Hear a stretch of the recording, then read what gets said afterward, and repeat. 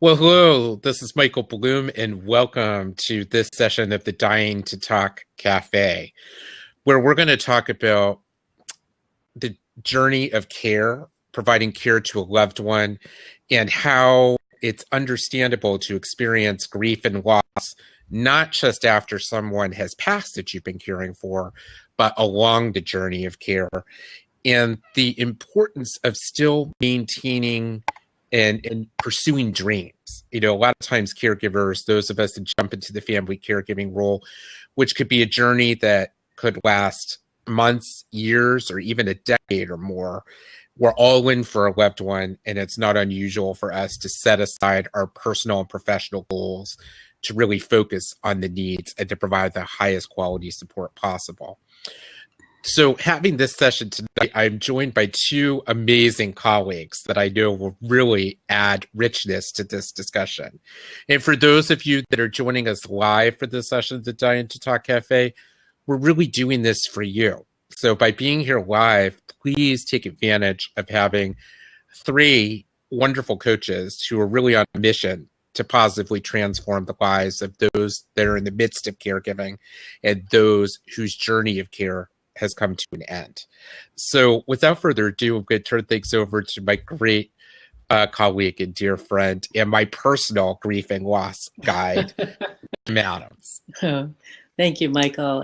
And yes, and welcome everyone. It's such an honor. As Michael and I were sharing and Uma before we started the recording, that it really is a highlight of the week, just being able to share. And so as Michael said, please type in questions and, engage in the dialogue here. And it's really a place to get support. And so we strongly encourage, participation. You're right. You have three of us here tonight that really can support you, virtual hugs, and just really help people support you along the way. So we are just thrilled to have Uma Girish with us tonight, who's a grief guide, and she's also a dream coach and brings a lot of experience. And one of the things that, and Uma will share a little of her story, is a book that she's written, Losing Amma, Finding Home. And it really, I think, has to do with, really, she was able to, through that journey of losing her mom, to be able to really find her purpose. And so I think that's important to hear her story and to really take inspiration that, as Michael said, we tend to lose ourselves in the caregiving journey. And it's important that we find what our dreams are, what our goals are, what our purpose is. So welcome, Uma. Thank you, Kim, and thank you, Michael. Happy to have you here. So why don't you just share a little bit about your story, Uma, and how you got here? Well, my daughter, who was 15 at the time, my husband and I moved to the United States from India in the spring of 2008. So I was born and raised in India, lived there for 44 years of my life, and we made the transition to a new country and culture. But little did I know that something pretty significant was going to happen that altered my life. 10 days after we moved, my mother was diagnosed with stage 4 breast cancer. She was living in India with my sister and my dad at the time, and she died 8 months later. So the transition was challenging, to say the least, because I was in a country where I had no friends. Mm-hmm. I didn't know how things worked. I had to learn how to drive. I didn't drive in India. And combined with that, all of a sudden, I was navigating the territory of grief, which, as both of you know, is so very challenging. I felt like I was in a country with a new map, and that goes for America and the territory of grief. So that is what really plunged me into the space of deep despair and also a search for life's big questions. Who am I? Why am I here? What's the meaning of this life? And what am I meant to do with this life? And that's what started me on the journey. Because when I arrived in America, I came here to be an ESL teacher because I had been training employees in software companies back in India on business English skills. Well, of course, I knew that wouldn't work very well in the US because everyone speaks the language. And so I thought a natural transition would be to ESL, work with immigrants and help them. I wasn't even remotely thinking about grief and loss. I mean, I'd had grandparents die on me, and I had been through loss and grief, but I never thought I was going to teach or talk about it or work with grieving people. So the universe just opened doors that I didn't know were going to open. And it happened through the death of my mother. So that, in a nutshell, is how I came to be doing the work that I'm doing today. That's a really powerful story, and I think for many of us, we experience some sort of transformational journey that happens in the care or the passing of someone dear to us, or that journey to transition. Which can often be difficult, as much as it is.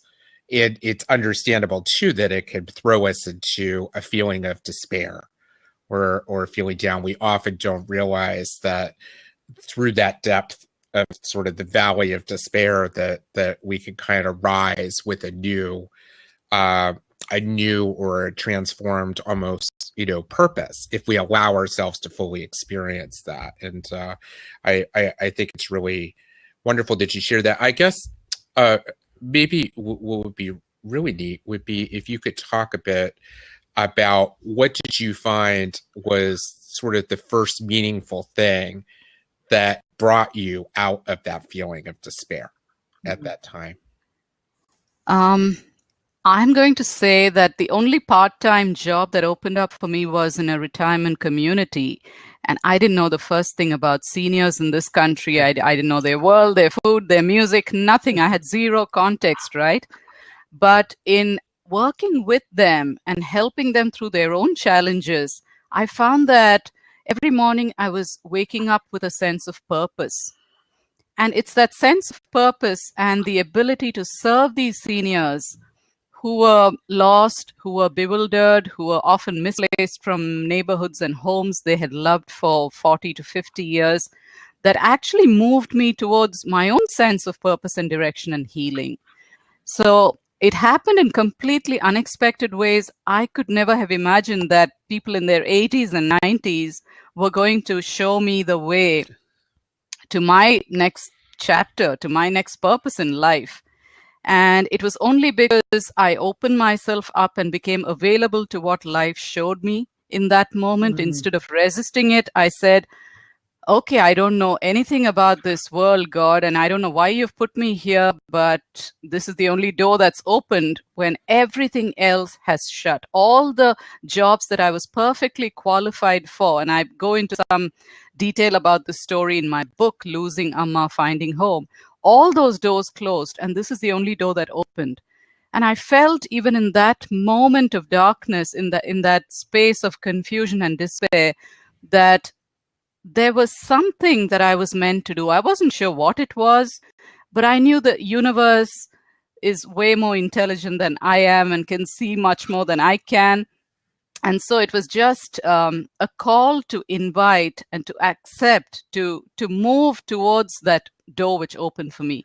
And really working with the seniors at a time when I was feeling completely broken and dispirited. There were days when I dragged myself to work. But once I got to the building and was able to serve some need of some senior, it could be that I picked up a cane they dropped, or sat down for 10 minutes and listened to someone else's sad story.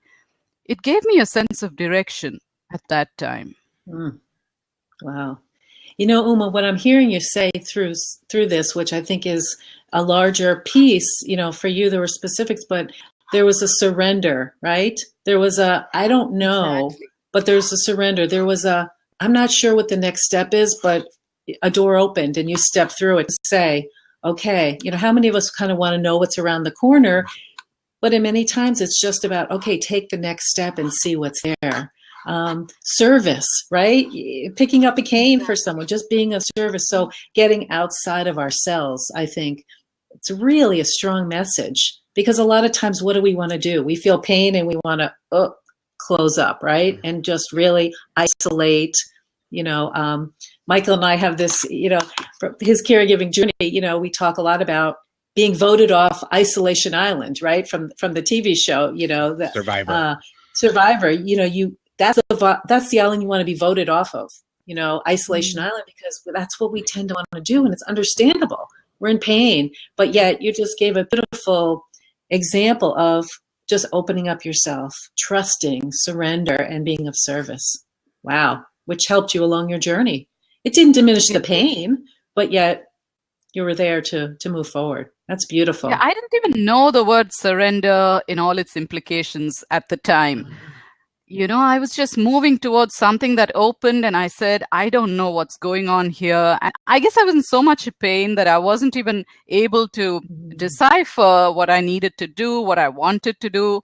I was like, something's opened up here, and I'm just going to show up for what this is while I work through my pain and the sense of alienation I'm experiencing.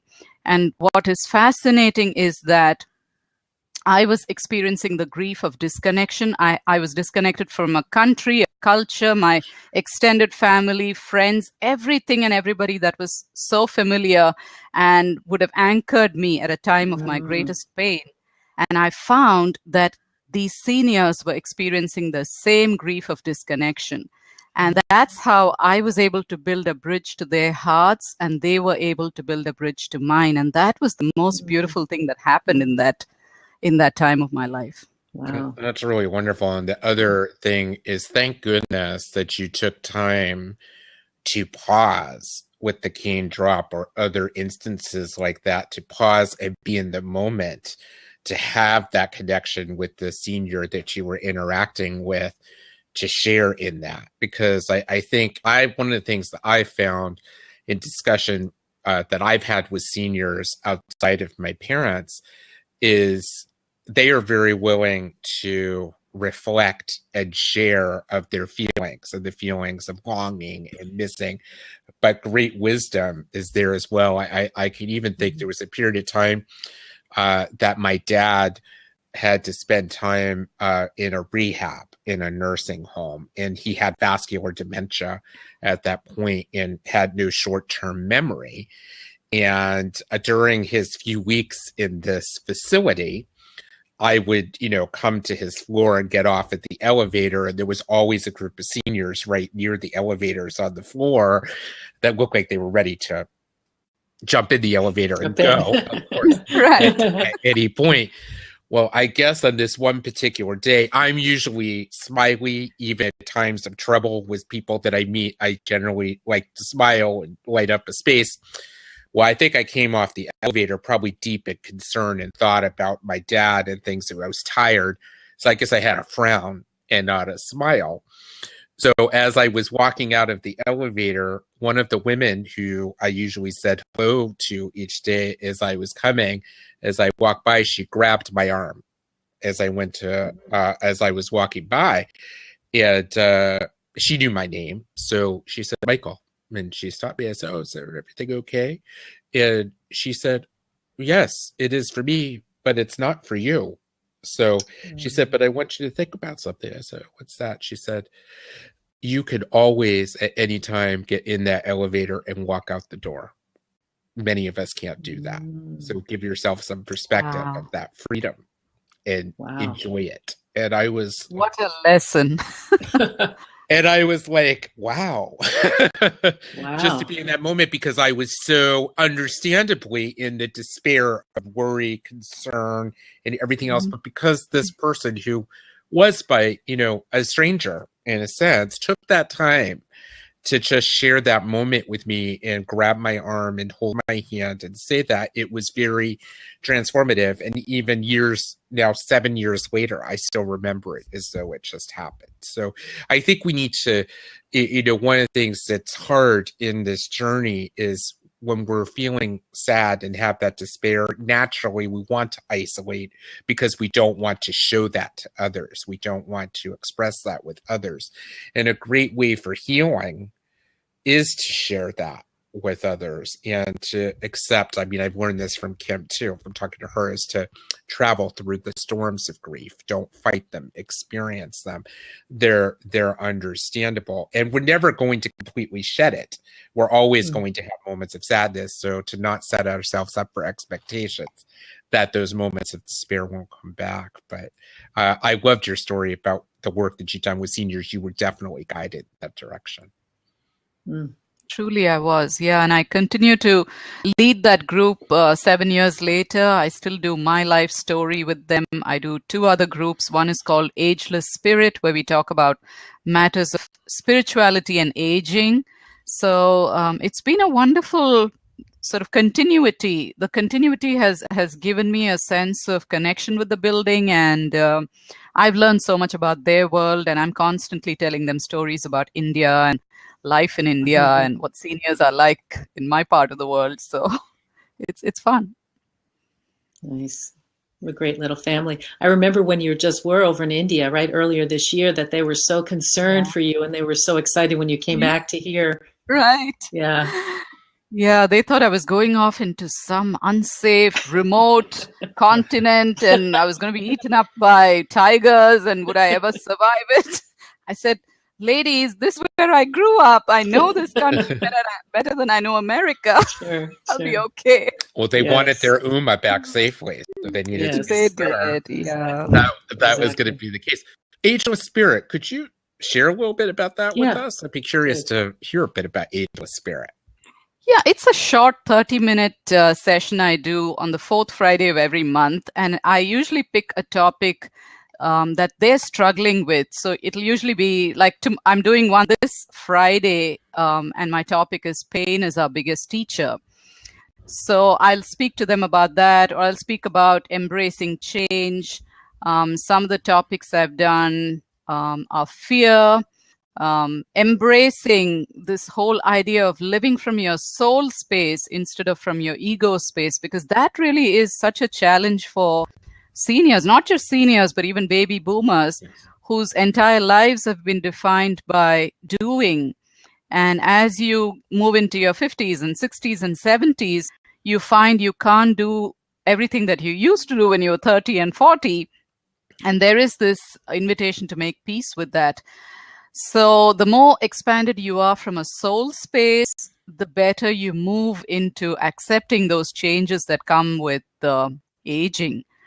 So these are the kinds of topics that I talk to them about. It's just a 30-minute session. I'll share some stories. I'll have a little Q&A. It's pretty fun because these seniors haven't grown up in a world where matters of spirit were discussed. Sure. They went to church every Sunday, but that was it. Spirituality was different from the rest of their lives. And to have them speak about these topics and listen to what I have to say about these topics is a very refreshing experience. I didn't think we would have so many seniors in the room when I started the groups, but more and more have been coming in, and I have these people coming up to me at the end of the session and telling me how much they enjoy these sessions, that they couldn't be having these conversations without my having created a space for that in the community. So it's really gratifying to do this work. Wow.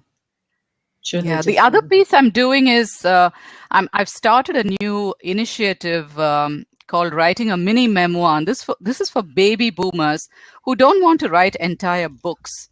So you can write a memoir which is about 500 words to 1,000 words long by simply answering a series of questions that I will give them and training the lens on those significant life events, moments, people, experiences, and then drawing from that to write a 1,000-word piece, which can be read at Thanksgiving, at your memorial service, at a birthday.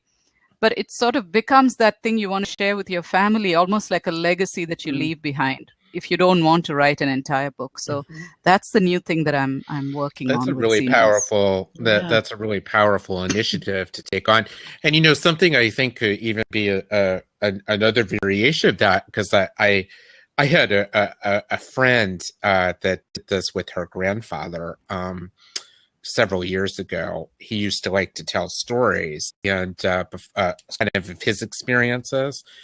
And she actually just recorded him on tape so she could actually have his voice to hear back. So if somebody didn't like to write, people like to talk and tell, stories. But the thing that was really neat about that was the ability to play back and hear the voice. I almost something that I wish that I had taken time to do with my parents, because I could still hear their voices. And I know others would. There's just the power of being able to hear your loved one's voice once they're no longer there. So That's right. a way to share the legacy. And now for those of us that are younger and doing video, of course, we could do video recordings and stuff like that. But even just an audio recording or two could be such a great a great, powerful memoriam or something to have that's forever a legacy to hold on to. So yeah, it's funny you should say that, Michael, because I never ever considered recording my parents' stories or doing some kind of a legacy book with them. But I did a wonderful legacy book with one of the seniors. She passed away about a year ago. She died of cancer. But I was her hospice volunteer, and I visited with her for about 10 to 12 months before she died. And we started talking about questions of legacy. And so I said to her, what did you really love about your life? What did you enjoy doing? And turns out that she was a wonderful cook and loved to bake and had this cute little recipe box in her apartment, which contained tons of recipes of things she loved to bake.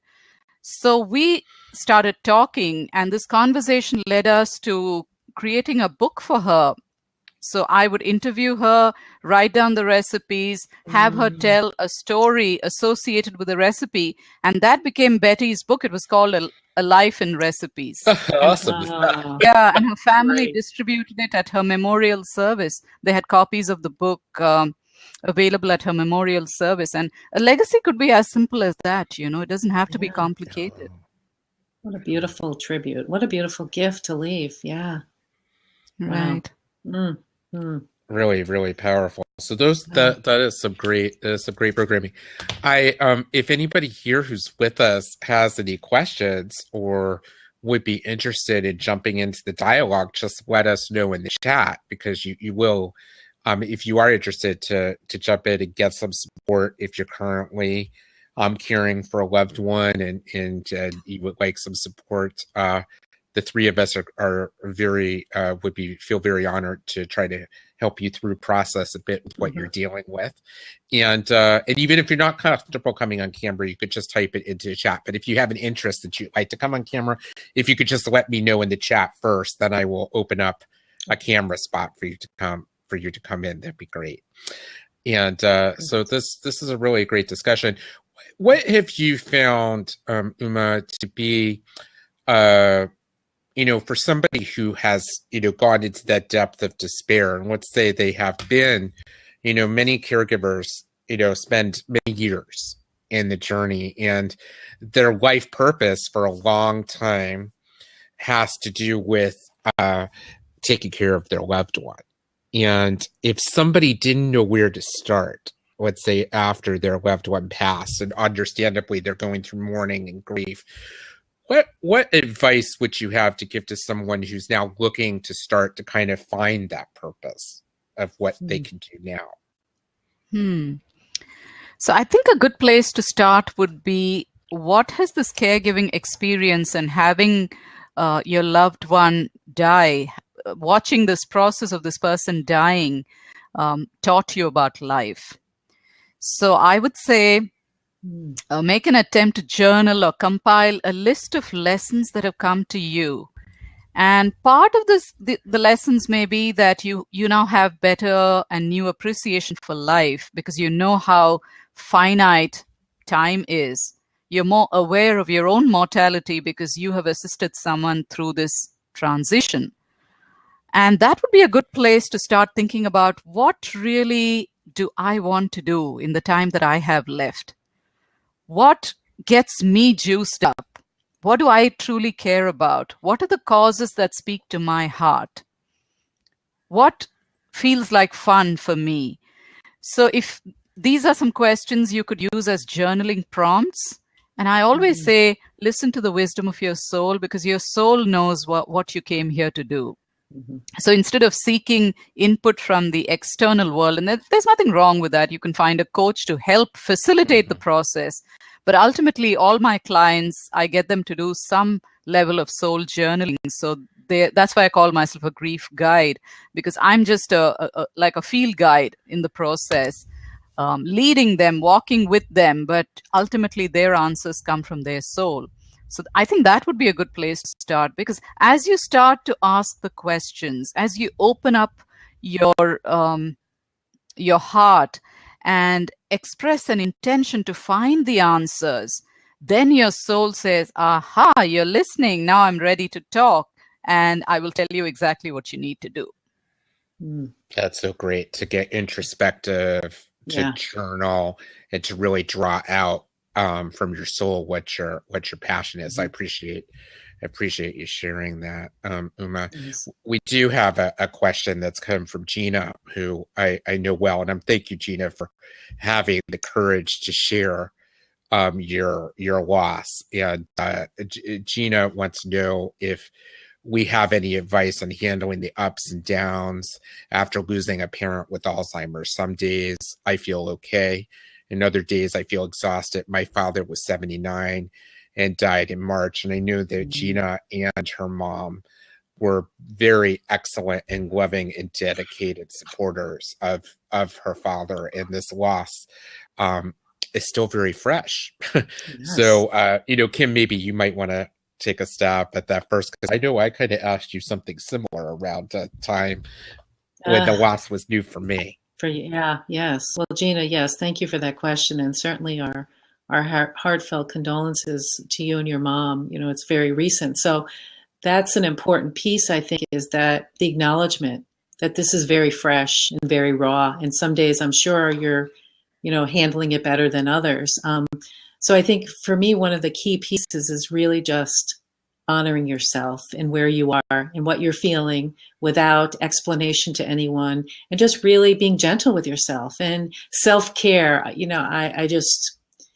guess sometimes that's a real mantra for me, is just really taking care of yourself and not trying to force or be in a space that you aren't.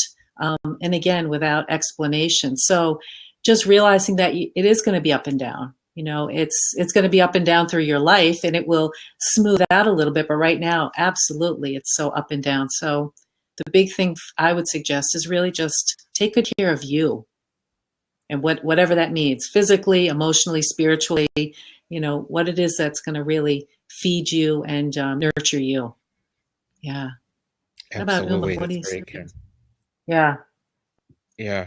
And just, I know for me when, and even others that I've coached, and when the journey of caring for someone with Alzheimer's comes to an end, there's a whole roller coaster of emotions that goes with that, because the journey of care is so challenging. And I know even there's sometimes even that feeling of relief can make us feel guilty and even take us to an upset place. We feel relief that our loved one is not having to deal with those challenges anymore. And then we feel guilty that I could even have such relief over somebody passing away. And that might make me feel even worse, because why would I have such a feeling? There's no, as you said, there's really no right or wrong. Our feelings are our feelings, and it's going to be kind of a roller coaster ride of storms. And, time, I'm not in favor so much as time makes things easier or better. I think with time, you'll experience things differently.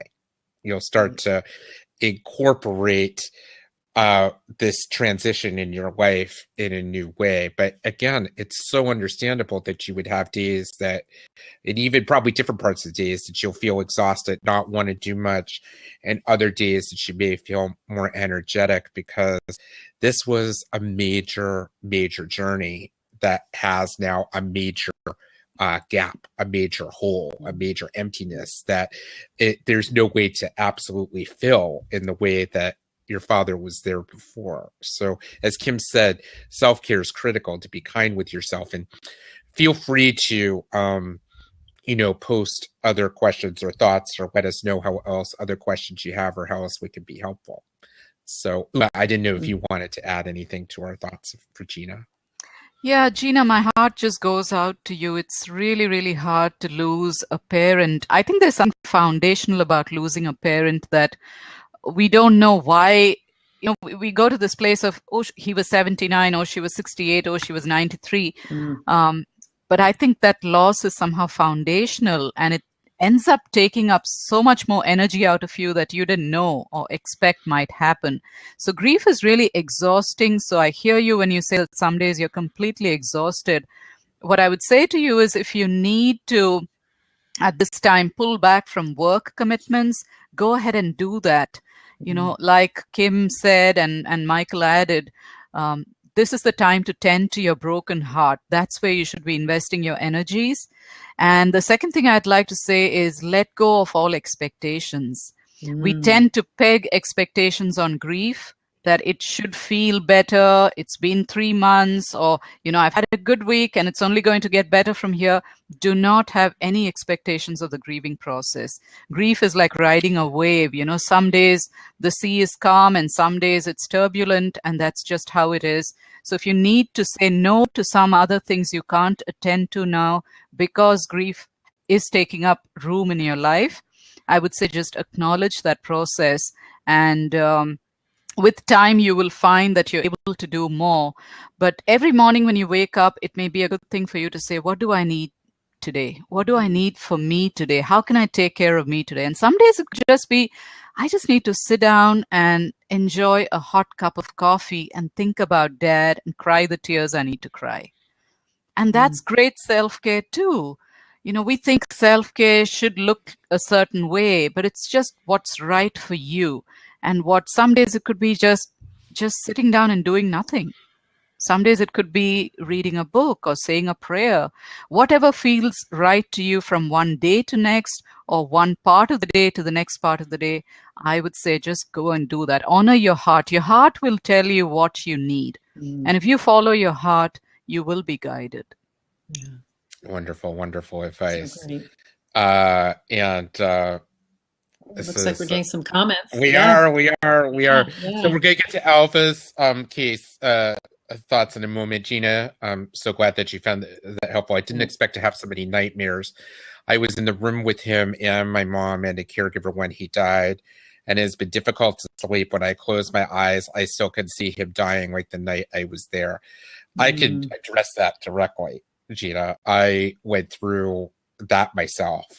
My dad's last 4 days, we had in-home hospice support, but we had a big snowstorm 2 days before he passed, and hospice support couldn't make it to my house on one day that was particularly troubling. And I dealt with his situation as best that I could. Those final 4 days were really a tough transition. And for weeks and weeks and months, I had visions and nightmares of those exact experiences. This just happened in March. It's only April. Years later or it took months later, the dreams frequency lessened. They still come back periodically. I'm getting emotional just thinking about it because it was a very traumatic experience, and that trauma will stick with us. And again, to share as you're doing now, find others to, that you have close friend or confidant or, spouse, others to share with it. And there is no wrong with this. The other thing I would say too, there's no timeline that's appropriate or right.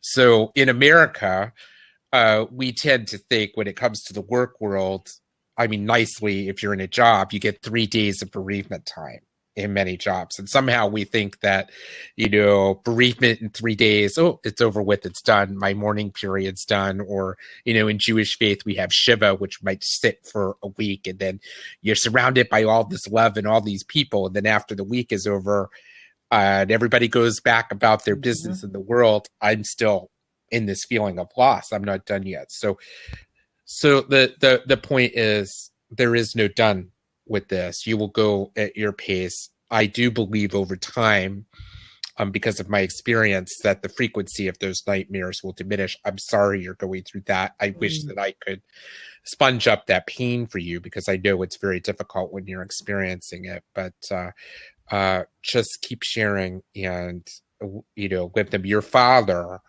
will not want you to dwell he's no longer suffering I would believe where he is now. And so I'm sure those last days were very difficult. So Kim, I didn't know if you had any final thing to add to that before we move to Alva's.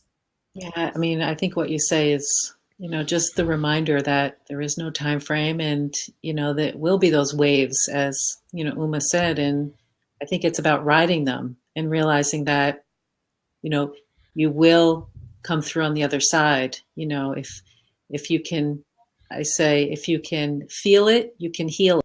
So being able to kind of move through that, and as Michael, you said so beautifully, that in this case, the nightmares and things will lessen over time. But I think Uma is right on it. Our hearts are broken, so we really just need to be gentle and just let our hearts speak and just follow that. A lot of times we want to get in our heads of what we should do, what we think the expectations of others are. We put all that on ourselves, and it's not time for others. It's time for you, Gina, to really just listen to your heart.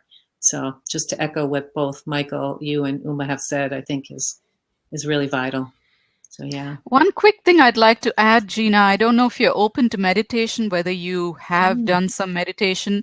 If that's something that appeals to you, I'd be happy to take you on a guided meditation, which you can then practice on your own and will help calm you when you have these nightmares coming up or these moments of panic or anxiety or fear come up. So message me on Facebook, write to me, and I'd be happy to help you with that. Wonderful, Great. wonderful. Thank you, Uma. So, and thank you, Gina, again for sharing, and our most heartfelt condolences again for your loss. Alva shares, I'm an only child and caregiver for my 102-year-old mother. Well, again, and I know I've said this to you before, Alva, God bless your mother for being 100+ years old. So, and in the winter, she goes to Florida, and I fly down once a month to fill her freezer and make sure she's okay. She has an aide for 6 hours a day. In the summer, she lives with me in Massachusetts, and I take care of her. I do have an aide for 4 hours a day, but I feel really tied down and worry a lot more when she's with me than when she is in Florida. Next week, I fly to Florida to bring her home. Any suggestions? So, first of all, again, and your mother is very fortunate to have you provide such dedicated support to her, both from a distance and to bring her to your home in Massachusetts during the summer. And so you are getting this 4 hours a day. It sounds like that you still have understandable worry even with that support. And again, that's very natural, because I know even when I had some professional support taking care of my parents, I still worried around the clock. I mean, because that's just part of the territory. But I guess my immediate thought as I hear this for suggestions would be, are there other things, other supports that you could put in place beyond the 4 hours of support that might make you feel less worried, that could have other kinds of support, recreation types of built-in time or other things, other supporters that can come in to give you a breather? The other thing I would say too is, during this stretch of summer, would you be able to find even respite support for a full day, so you remove yourself from the situation and do something fun for yourself? So just things that are possible to think about. And I think that you added, one thing I think about is that something I will do will hurt her, and if she dies, it'll be my fault. Oh, well, that's... again, those are understandable, understandable concerns. I guess the thing that I would say too, she's 102 years old. So at some point, and I hope it's not for a long time still, we all transition.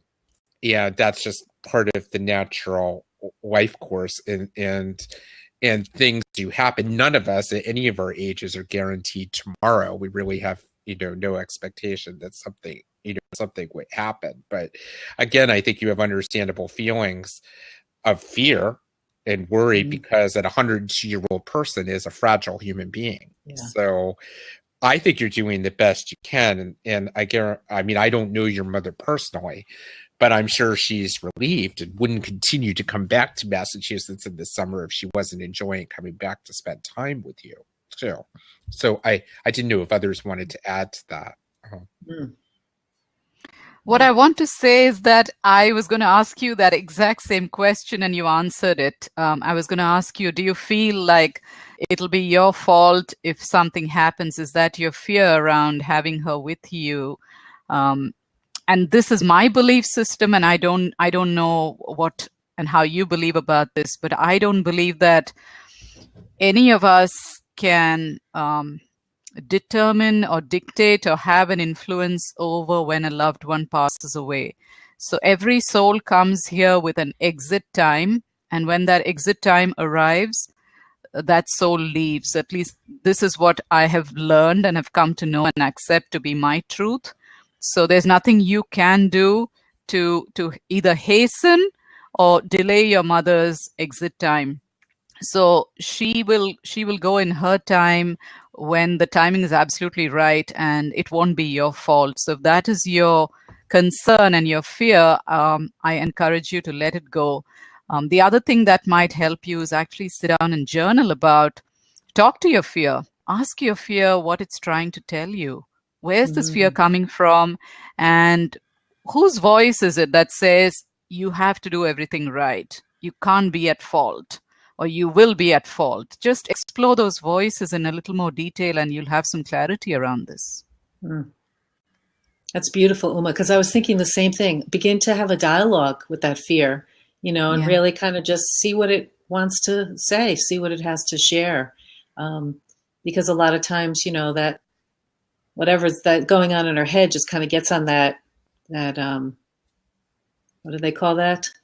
Blanking out, where you're kind of on a treadmill, right? It just, or the hamster wheel, and it just keeps going and going and going. And, what do they say? It's like a rocking chair. Gives you something to do, but you don't go anywhere. Get you anywhere. Yeah, it doesn't get you anywhere. So being able to really just begin to dialogue, and I love your suggestion, Uma, of just, journaling about it and just writing. And again, it's really listening to your heart and allowing your heart to just kind of to speak. And, we think that our intelligence is here in our head. Well, we have our heart and we have our belly, our gut, and really the three of them provide a lot of information. We tend to lead with one and forget about the other two, but I think it's really important that we, have that dialogue and just see what it's trying to say. And then from there, again, you may not know the entire piece, but you'll know a next step, and some of the worry and fear could be reduced, and just keep working at it. And certainly understandable as an only child, right? That, I'm one of three, so I have two siblings that, Michael, you understand this fully, being an only child. There's others around. Some days I wish that I was an only child, but, being able to, in a situation like this with caring for your mom, having that support. And since you don't, I think, Michael, I think those are some great suggestions, outside respite, or if there are other family members that could help support, just so that you felt you got a little bit of a break. So that's what I would add. And you're such a dear soul. You care for her so deeply. How could you possibly do anything to hurt her? It's not going to be your fault. Don't carry that burden, please. Right. I agree with Uma.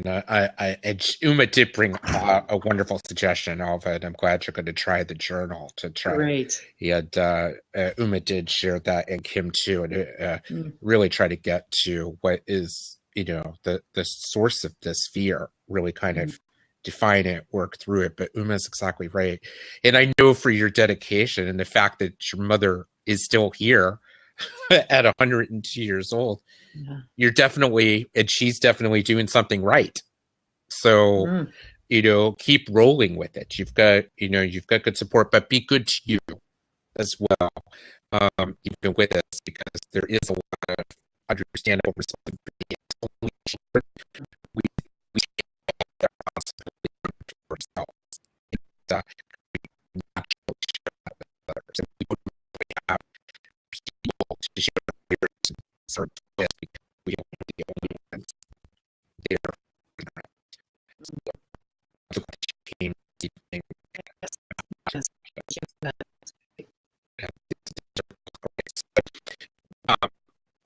You have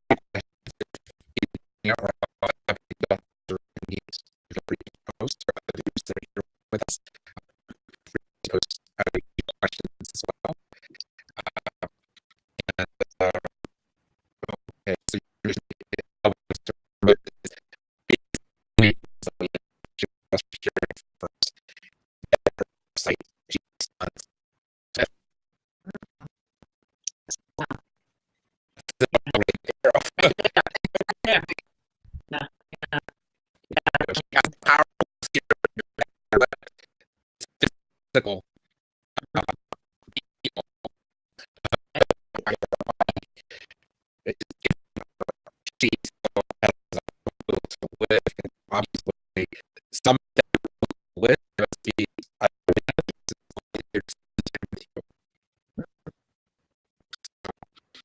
how wonderful.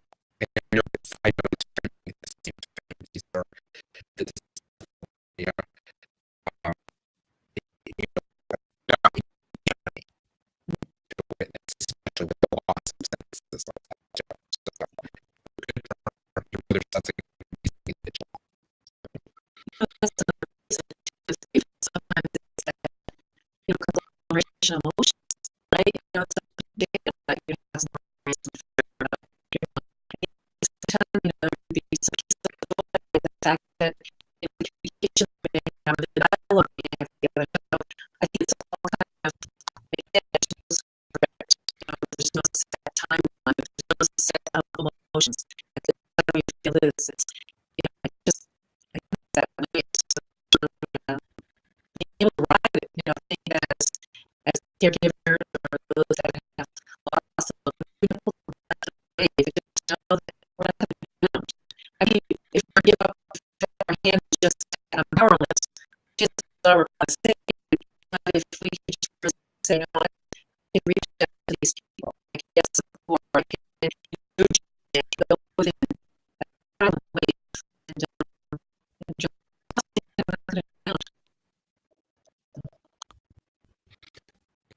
and I'll thank you for that.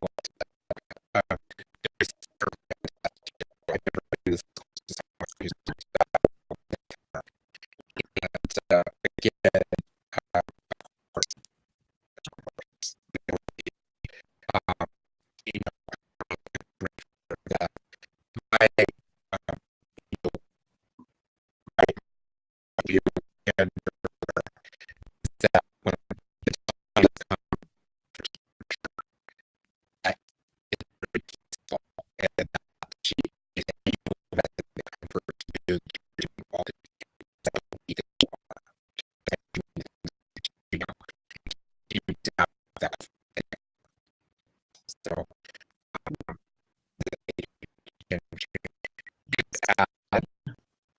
it's what to do on holidays either was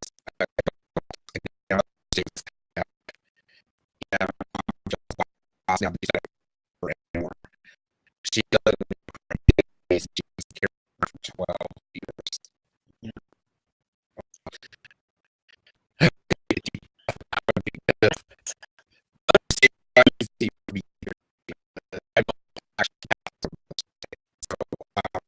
I so I understand how it bring again all sort of workers services and be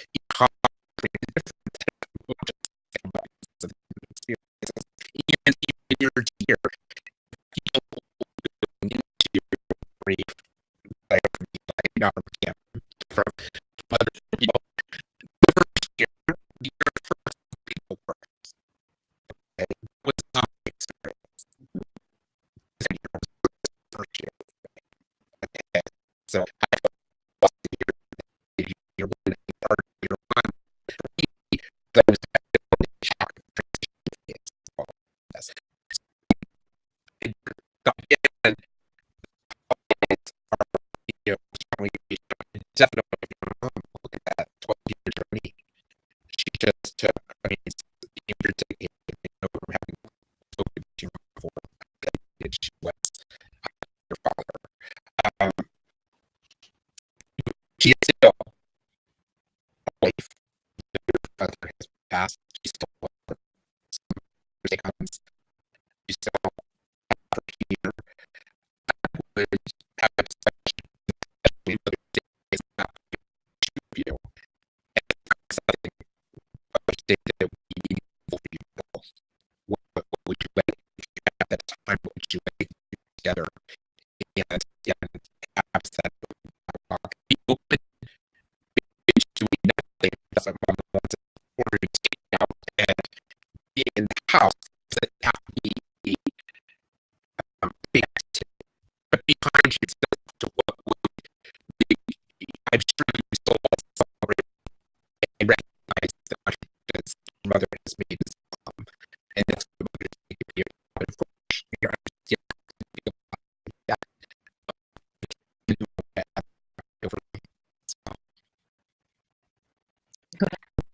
Yeah, I think all of these are very hard, and I feel like it doesn't stop with the year one or the first year is the worst. I think every year I remember,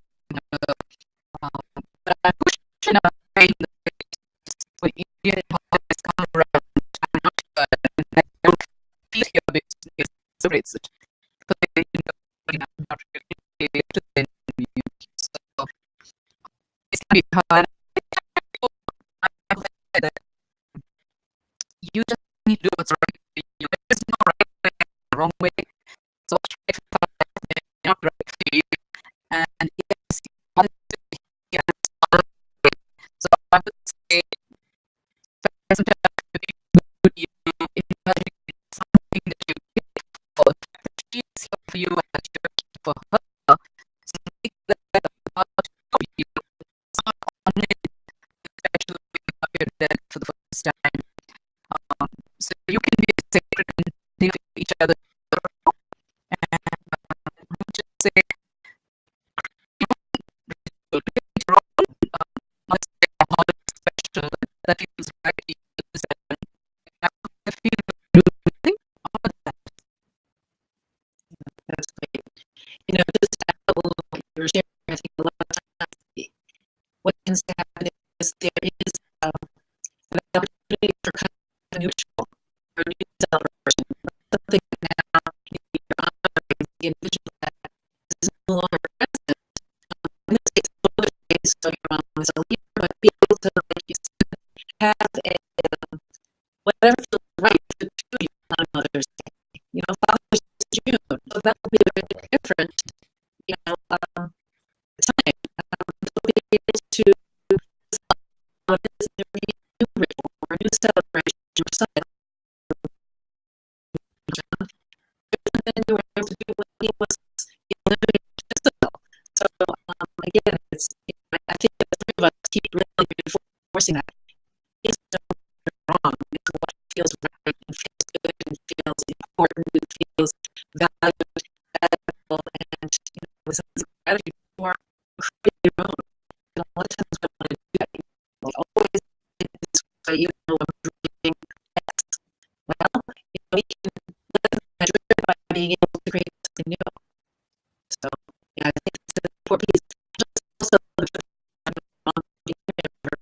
years. So now the loss of your dad, the loss of her identity, the caregiver, so when never be able to figure out that as we started this conversation had a purpose, what is her, she no longer here, who is she?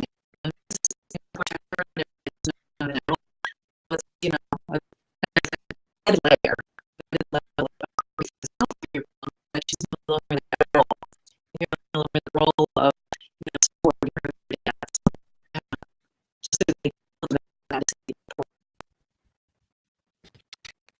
And also for you're both, you and your mom are also on your own individual paths of grief. Mm-hmm. You're on your own individual journey. So even though you're mother and daughter, and your mom has lost this caregiving role as well. So again, at times the paths may feel good being crossing and get comfort in one another, and at times the paths may need to diverge just a bit so you get what you need. So I think it's really important to respect that as well.